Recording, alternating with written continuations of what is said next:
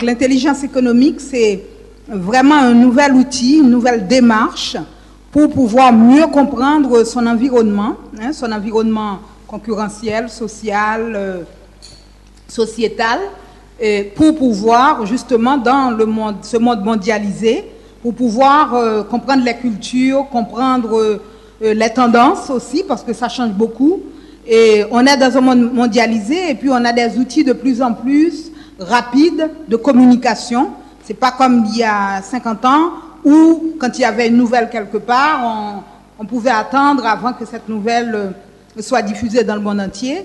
Donc l'intelligence économique nous permet de saisir des opportunités qu'on n'aurait pas pu saisir il y a quelques décennies, et aussi éviter de faire des erreurs, éviter des menaces par rapport à des décisions qu'on a à prendre.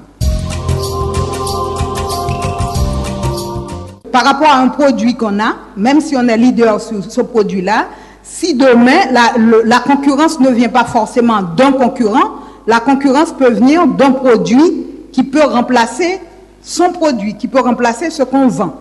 On l'a vu avec les disques laser par rapport aux disques vinyles, on le voit par rapport au progrès justement des opérations au laser, on le voit par rapport à beaucoup de choses. Donc quand on pose une question pour faire une veille, c'est toujours se poser la question. Et moi je dis, la veille, l'intelligence économique, c'est pas seulement pour une entreprise, grande ou petite, c'est aussi pour une personne, c'est aussi pour vos enfants, c'est aussi pour soi. C'est vraiment une démarche aujourd'hui qui devient une nécessité si on veut justement savoir où on va, comment on doit se positionner, parce que on est obligé justement de regarder et d'anticiper ce qui va venir.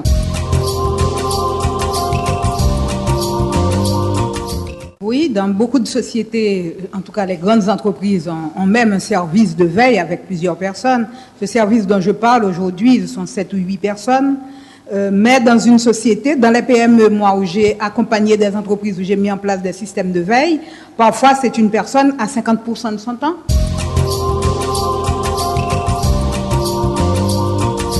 Quand j'ai parlé justement de ce type de cellules de veille, on parle de cellules de système qui a été créé, c'est pas seulement pour être sur la défensive, c'est aussi dans une démarche de découvrir qu'est-ce qui va nous attendre, sur quoi il faut développer d'autres technologies, est-ce qu'il faut investir dans d'autres domaines, dans les domaines d'avenir, c'est pas seulement pour se protéger.